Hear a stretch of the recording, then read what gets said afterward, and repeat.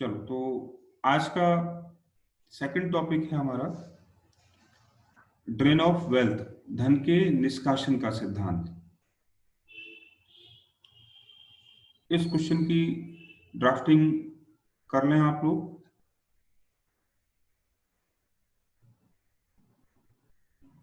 सबसे पहले क्या है ना, what is drain of wealth, ये समझें।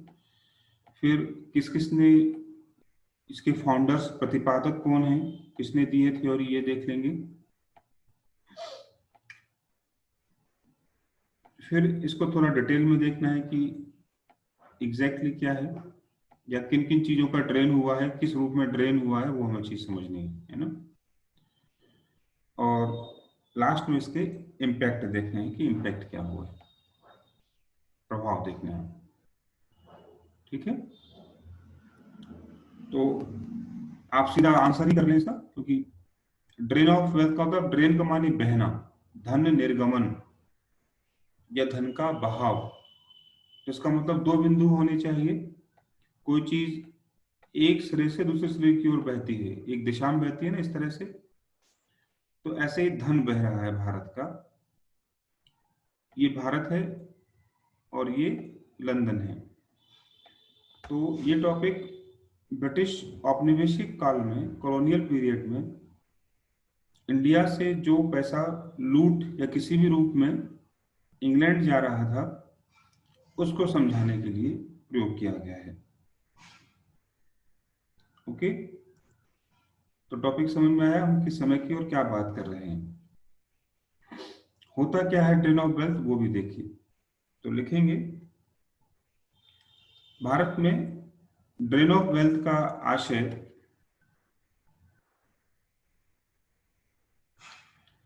ब्रिटिश सरकार द्वारा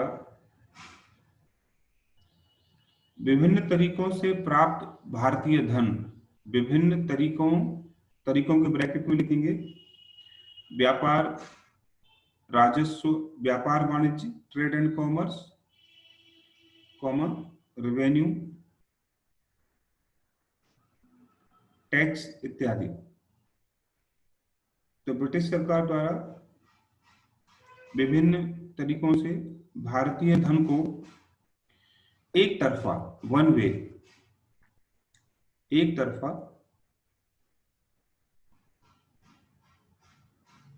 बहाव, फ्लो, ले जाना। तो एक तरफा का मतलब भारत से लंदन की ओर ले जाना। ठीक है, जॉन सुलिवन, जो रेवेन्यू बोर्ड के अध्यक्ष भी थे, जॉन सुलिवन का स्टेटमेंट पूछा भी जाता है, बहुत पहले पूछा गया और फिर से पूछा जा सकता है। जॉन सुलिवन ने इसको इंडिकेट करते हुए कहा, इंडिया को उन्होंने बोला गंगा, और लंदन को बोला थेम्स और टेम्स। तो उन्होंने कहा इसे कि ब्रिटेन की अर्थव्यवस्था इस प्रकार काम, स्पंज की तरह काम कर रही है। स्पंज समझते हो ना, सोखता होता है, जो स्पंज की तरह कार्य कर रही है,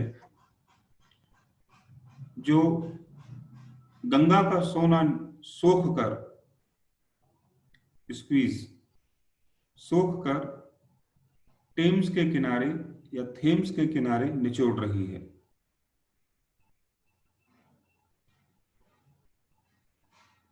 ठीक है, तो one way flow from India to Britain of money from various sources, ये है ड्रेन ऑफ वेल्थ। ये इसकी परिभाषा समझ लीजिए या अर्थ समझ लीजिए। देने वालों में औपचारिक, फॉर्मली नाम आता है दादा भाई नौरोजी का, लेकिन इनडायरेक्टली राजा राम मोहन राय भी इसके बारे में बात कर चुके थे। लेकिन आपको अगर प्रिय पूछा जाए कौन आदमी है, तो आपको दादा भाई नौरोजी का नाम देना है, जिन्होंने अपनी एक आर्टिकल में जो कि 1867 में आया था। आर्टिकल का नाम un British rule in India. Un British rule in India. Un British क्यों है इसका मतलब भी हम समझेंगे, अभी लिख लीजिए। Un British rule in India, comma, poverty in India, Bharat में गरीबी,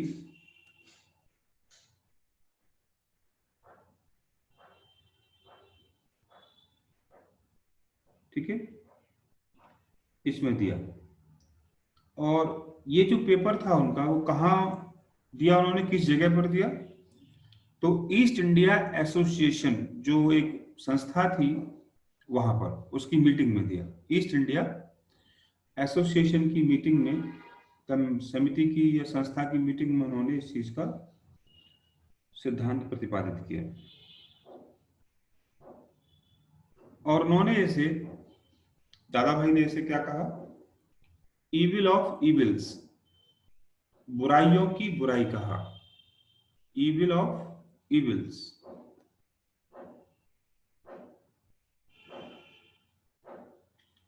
और उन्होंने सिद्ध किया कि ये कैसे हुआ। उन्होंने सिद्ध किया कि कैसे हुआ, हम भी समझाएंगे आपको, लेकिन उससे पहले अन्य लोगों के नाम लिख लें जो इससे जुड़े हुए हैं, भारतीय भी और विदेशी भी, ठीक है। तो अन्य लोगों में कार्ल मार्क्स, कार्ल मार्क, जिन्होंने इसे बहता हुआ घाव कहा है। बहता हुआ घाव।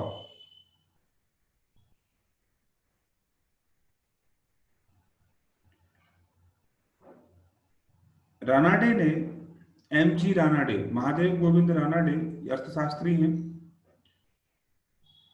इन्होंने अपनी किताब on Indian economy, on Indian economy में कहा कि इंडियन रेवेन्यू, राजस्व का 1/3 भाग, 1/3 हिस्सा ब्रिटेन को भेज दिया जाता है।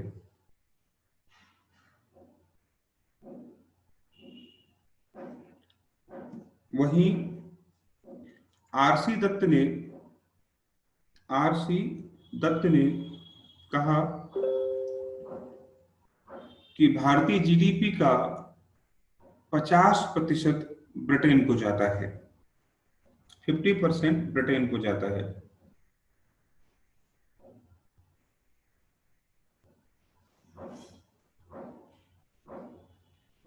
तो इस तरह से आपके पास ये विचारक जुड़े हुए हैं जिन्होंने इस थ्योरी पर काम किया और माना भी है, ठीक है। अब ये कैसे हुआ वो भी आप देखो, तो लिखो आगे से। इसकी शुरुआत अंग्रेजों के द्वारा प्लासी के युद्ध से ही प्रारंभ हो गई थी, या प्लासी के युद्ध के तुरंत बाद प्रारंभ हो गई थी। तो प्री का क्वेश्चन है कि रिटर्न ऑफ वेल्थ कब स्टार्ट हुई दादा भाई के अनुसार? तो प्लासी के युद्ध के तुरंत बाद, कैसे आप जानते हो, आप पढ़ चुके हो। जब प्लासी के युद्ध बाद अंग्रेजों को कहाँ की दीवानी के अधिकार मिले थे? 24 परगना के। बिल्कुल ठीक। 24 परगना से जो रेवेन्यू मिला है ना, आप जानते हो, कहानी मैंने आपको सुनाई 2-3 बार, लिखी भी आपने। उस रेवेन्यू को वहां से उन्होंने कलेक्ट किया, वहां से कच्चा माल खरीदा, कच्चे माल को सस्ते में खरीद के इंग्लैंड भेजा, इंग्लैंड से चीजें बनाकर इंडिया में लाए और बेचा। तो पैसा किसका था? हमारा। लाभ कौन ले गया उठाकर उसको? ब्रिटिश। इस तरह से शुरुआत प्लासी के युद्ध के बाद से होती है, जो लगातार बक्सर के युद्ध के बाद, बक्सर के युद्ध के बाद, बेलेजरी की सब्सिडी अलायंस के बाद, डलहौजी की डॉक्ट्रिन ऑफ लैप्स के बाद लगातार बढ़ती चली गई। ठीक है। अंग्रेजों के द्वारा भारत में साम्राज्यवाद, इंपीरियलिज्म इसलिए फैलाया गया जिससे कि वो इस धन के निष्कासन को मैक्सिमम कर सकें।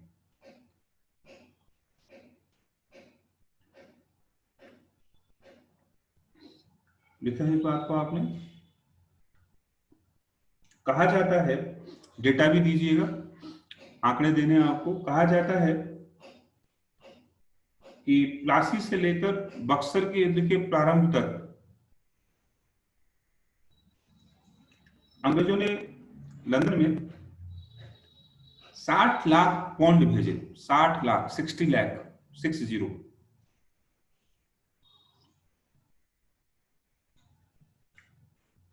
जबकि 65 से 70 तक 40 लाख पौंड भेजे। यानी मात्र 14 सालों में लगभग 1 करोड़ पौंड ये पैसा इंग्लैंड पहुंचा। तरीका मैंने आपको बता दिया, रेवेन्यू और व्यापार पर मनमानी शर्तें थोपकर, कच्चा माल सस्ते में दबाव बनाकर खरीदना और अपने माल को सस्ता करने के लिए भारतीयों के माल पर टैक्स लगा देने वाला। वो कहानी सारी मैंने आपको पहले भी सुनाई। 2-3 लाइनों में वो कहानी को लिख दीजिए कि काम कैसे हुआ।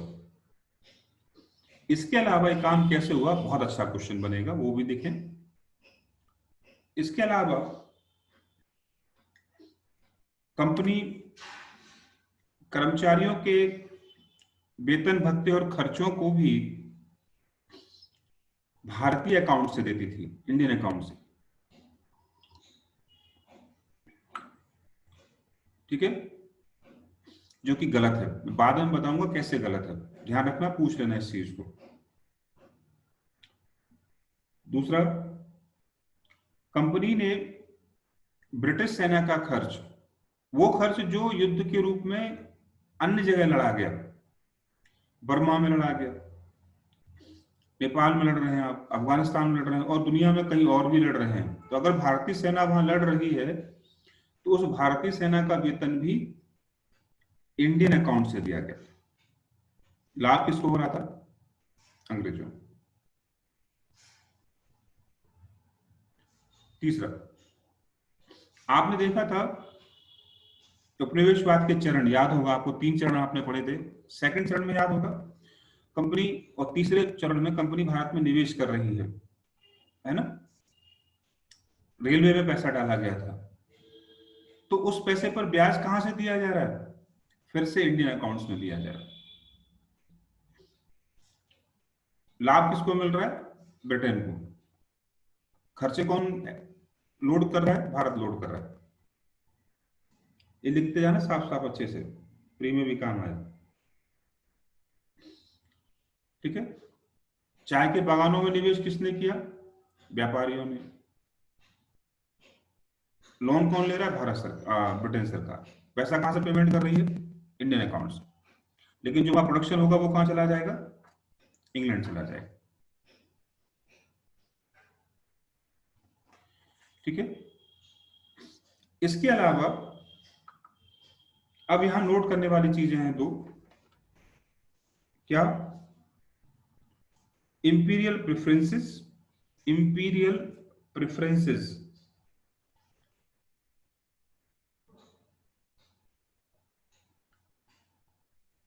साम्राज्यवादी विशेषाधिकार कहते हैं इनको।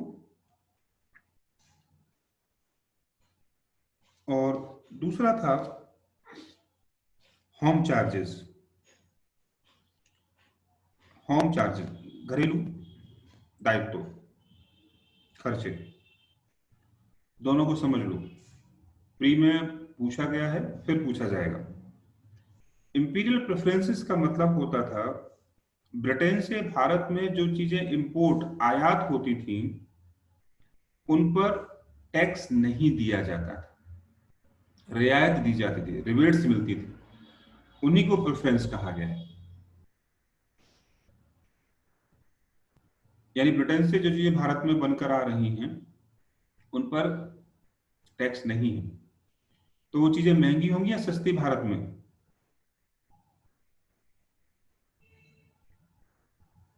भारत में वो सस्ती सस्ती सस्ती पड़ेगी। होंगी सर। बिल्कुल ठीक। होम चार्जेस सेकंड टर्म है। जितना भी खर्चा 57 की क्रांति के बाद जो ऑफिस बनी थी, मैंने आपको प्री में पढ़ाया था, एक नया पद बनाया गया था, सेक्रेटरी ऑफ स्टेट। कहां पर बना था ये? लंदन में।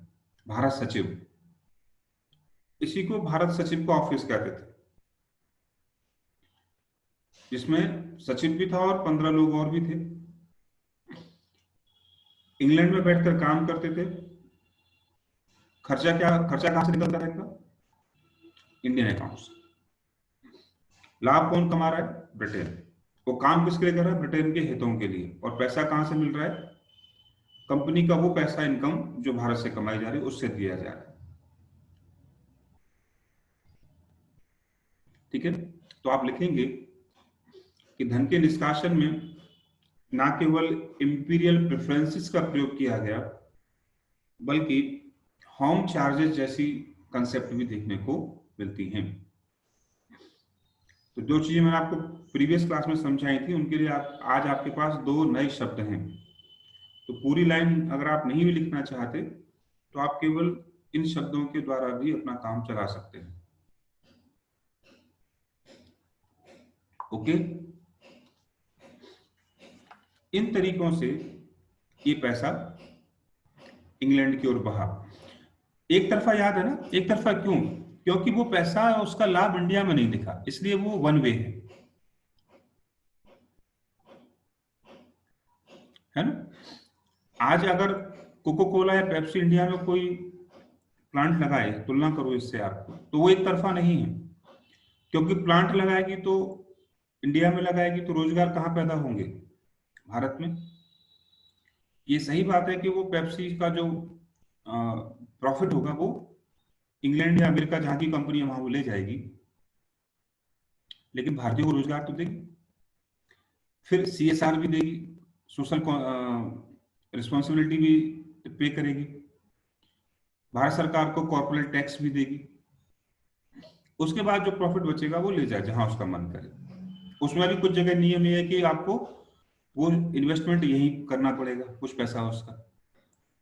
जबकि जिसकी बात हम कर रहे हैं ड्रेन ऑफ वेल्थ की, इंग्लैंड में उस समय भारत में ऐसा कुछ भी नहीं था। यहीं से पैसा लो टैक्स का, उसी पैसे से सस्ती चीजें खरीदो, दवा बनाकर इंग्लैंड ले जाकर बेचो, टैक्स लगाना नहीं है, लाभ ही लाभ है। ये बात समझ में आ गई होगी, जरूरी है समझना। ठीक है, तो आपने तरीका भी बता दिया कि किन तरीकों से उन्होंने ड्रेन ऑफ वेल्थ को किया। अब इसके परिणाम देखेंगे हम, क्या क्या परिणाम आए। तो हमेशा की तरह हम दोनों साइड देखते हैं, पॉजिटिव और नेगेटिव। तो निश्चित रूप से पॉजिटिव है, लेकिन भारत के लिए कुछ भी पॉजिटिव नहीं था, साफ साफ लिखेंगे आप। तो इंग्लैंड के लिए पॉजिटिव था। क्या पॉजिटिव था? कि इंग्लैंड की औद्योगिक क्रांति में जो निवेश चाहिए था, इन्वेस्टमेंट, वो भारत से मिला उन्हें। कहा जाता है कि इंग्लैंड इंडस्ट्रियल रिवॉल्यूशन का अगुआ है, लीडर है, लेकिन वो निवेश जो किया गया था, उनके पास पैसा नहीं था, कैपिटल नहीं थी, वो कैपिटल हमने दी उन्हें।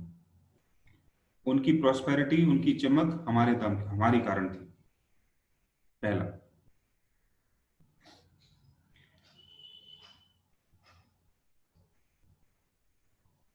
दूसरा लिखेंगे, इसके आधार पर ब्रिटेन औद्योगिक क्रांति का लीडर बना और एक विकसित देश में कन्वर्ट हुआ।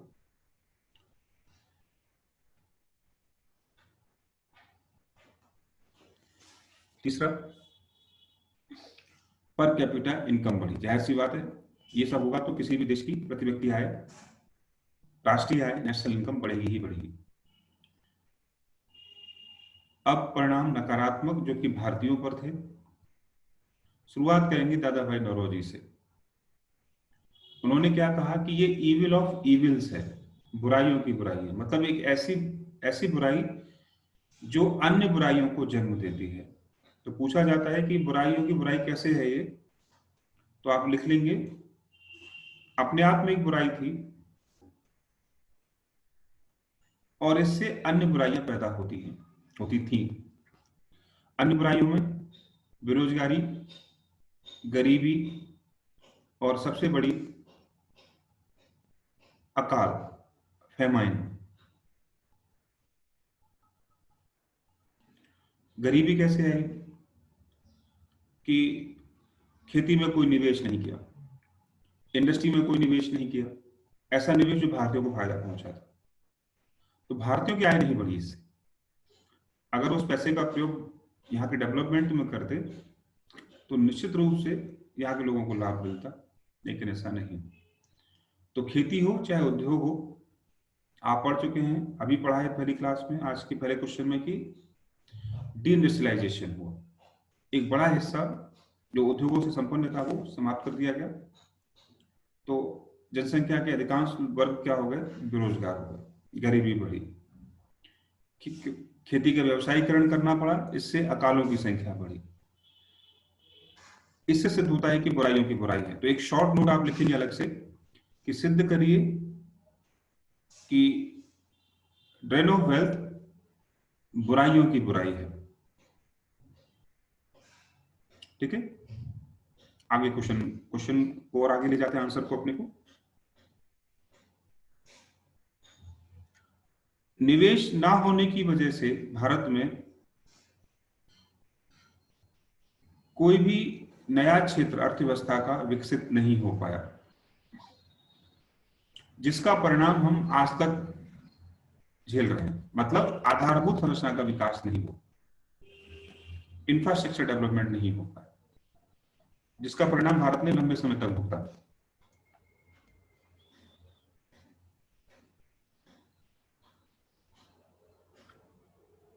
अगला, दादा भाई ने इसे नैतिकता का निकास कहा है, मोरालिटी एग्जिट कहा है। इसका मतलब भी पूछ सकता है प्री में कि ये मोरालिटी एग्जिट कैसे है। तो वो चीज आपको, मैं एक शब्द अभी आपको बताया था, अन ब्रिटिश रूल, वहां दिखाई देगा।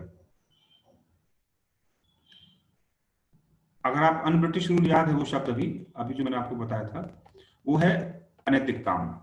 कैसे कि ब्रिटेन के लोग जो भारत में कर रहे थे एज कॉलोनी, वो उन्होंने इंडिया वर्ल्ड में कहीं और नहीं किया। जितनी बुरी स्थिति उन्होंने भारत में बनाई, उतनी बुरी स्थिति उन्होंने वर्ल्ड में किसी और कॉलोनी में नहीं बनाई। उन्होंने दुनिया को जीता, लेकिन दुनिया में कहीं और भी ड्रामा नहीं हुआ। इसलिए ये अन ब्रिटिश रूल है। ब्रिटेन का काम करने का तरीका ये नहीं था, इसलिए अन ब्रिटिश, पहला रीजन। दूसरा इसलिए अन ब्रिटिश है क्योंकि ब्रिटेन हमेशा मोरालिटी के दावे करता था कि हम एथिकल हैं, हम मोरल हैं, हम सेंसिटिव हैं, हम इक्वलिटी की बात करते हैं। लेकिन ये सारी बातें इंग्लैंड में दिखती थी, उनकी कॉलोनीज में नहीं। क्यों? क्योंकि जिससे आप पैसा ले रहे हो, बदले में आप कुछ तो दोगे ना उसे। आप टैक्स ले रहे हो यहां से, आप प्रॉफिट ले रहे हो यहां से आप खर्चा ले रहे हो अपना, बदले में क्या दिया आपने? कुछ नहीं। तो अंग्रेज जो अपने आप को मोरल दिखाते थे, उनकी मोरलिटी का जो सच था वो सामने आ गया, इसलिए उन्होंने इसे नैतिक एग्जिट कहा। एक कारण। दूसरा कारण आप आगे लिखेंगे कि ड्रेन ऑफ वेल्थ और कैसे हुआ, उसका एक एग्जांपल और है, ये छूट गया था, आप यहां लिख लें उसे, कि जो जॉब्स इंडिया में क्रिएट होती थी due to the company rule, British rule, उन जॉब में भारतीयों को हायर पोजीशन नहीं मिलती थी। ठीक है, सेना में कभी भी भारत को सूबेदार से ऊपर का पद नहीं मिला। एडमिनिस्ट्रेशन में बहुत कम होता था कि लोग एसडीएम से ऊपर पहुंच पाते थे। हम ही पेमेंट कर रहे हैं, हमारे टैक्सेस से पेमेंट हो रही है, और हम ही लोगों को क्या नहीं माना जा रहा, इस योग्य नहीं माना जा रहा कि हम ये सब काम कर सके। और ऐसा नहीं कि ये काम शुरुआत में था, आप देखते हो कि जब साइमन कमीशन आया तब भी भारतीयों को लायक नहीं समझा गया कि वो कॉलोनियल रूल को समझ सके। याद है ना, साइमन कमीशन का विरोध इंडिया ने क्यों किया था? क्योंकि उसमें कोई भारतीय नहीं था, क्योंकि ब्रिटिश मानते ही नहीं थे कि भारतीय लोग इस लायक हैं कि वो ये सब चीजों को समझ सके।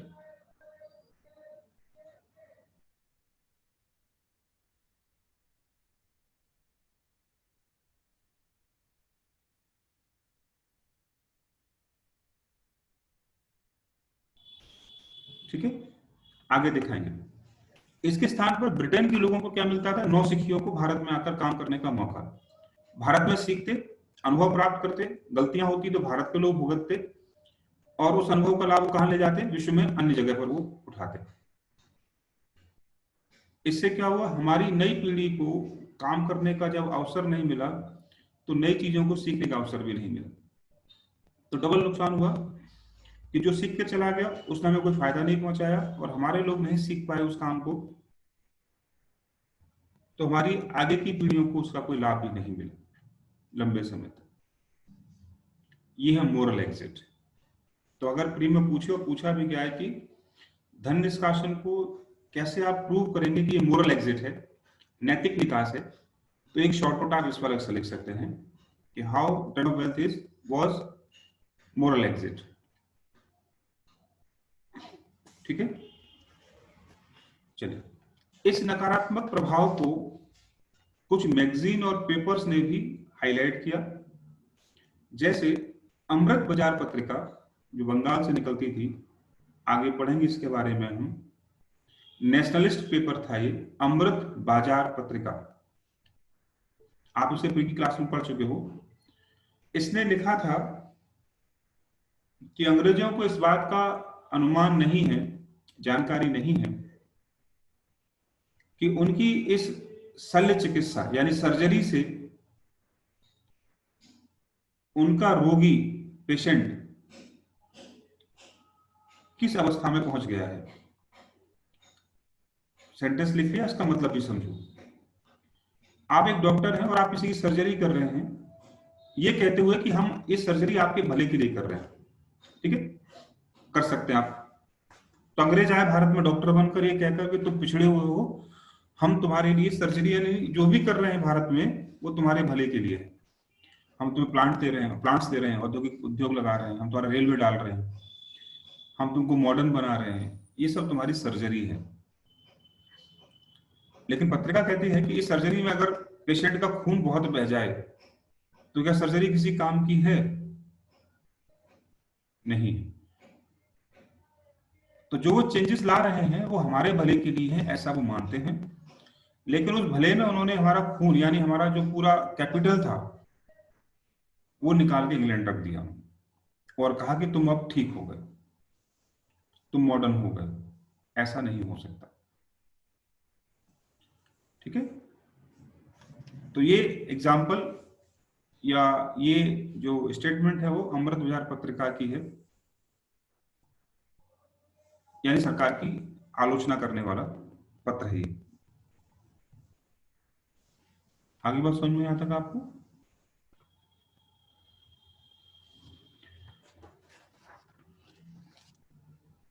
ठीक है। अब कुछ पॉजिटिव इंपैक्ट भी आप देख सकते हो भारत पर इसके।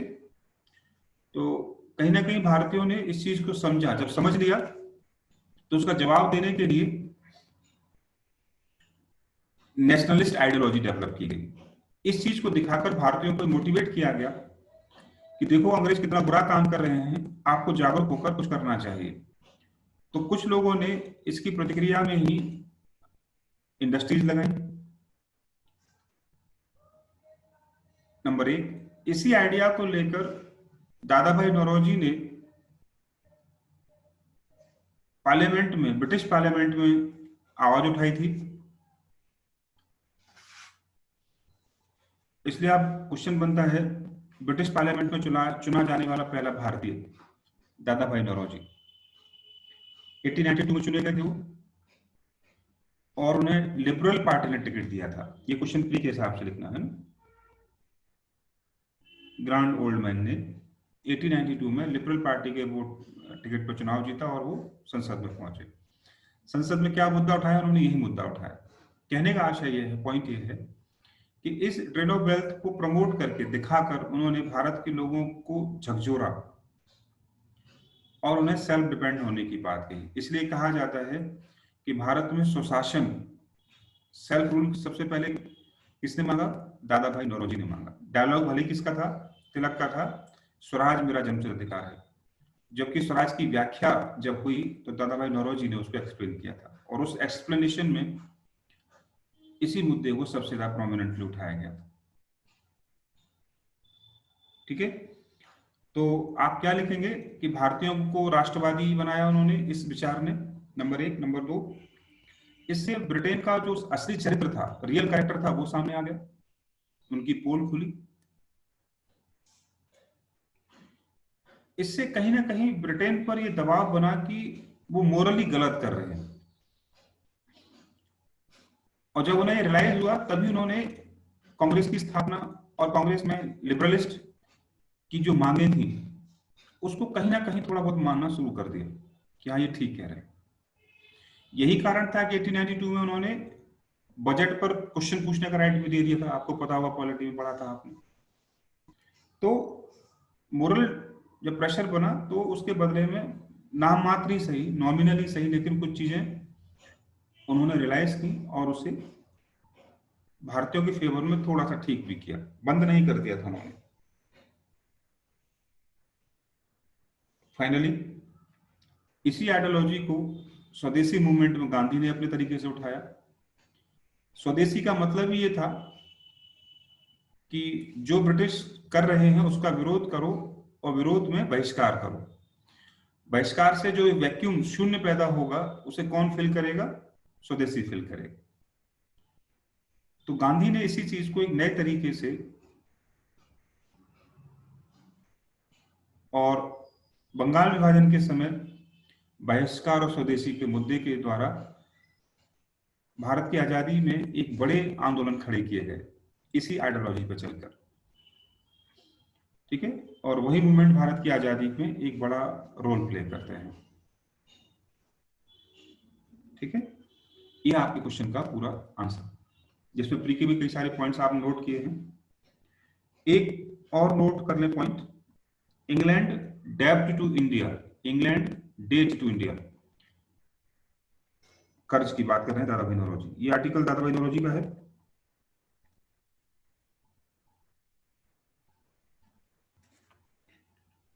ठीक है, एक और आदमी है जो ड्रेन ऑफ वेल्थ से जुड़ा हुआ है, उनका नाम है जीके गोखले, गोपाल कृष्ण गोखले। ठीक है, ये भारतीयों की बिगड़ती औद्योगिक कंडीशन पर पार्लियामेंट में जो विचार चल रहा था उस कमेटी के मेंबर भी थे, और आप जानते हैं गांधी के गुरु भी हैं, तो जाहिर सी बात है कि ये प्रभाव गांधी पर भी दिखेगा कि कैसे ड्रेन ऑफ वेल्थ को उन्होंने स्वदेशी में कन्वर्ट किया है या उसको मूवमेंट के रूप में कन्वर्ट किया है।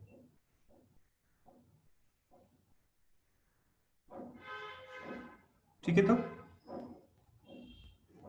आज के लिए 2 क्वेश्चन आपके तैयार हैं। अब यहां तक अगर कोई आप लोगों का डाउट है, जो लोग खासकर नए हैं, अगर उन्हें कोई डाउट है तो वो पूछ लें आप। ठीक है।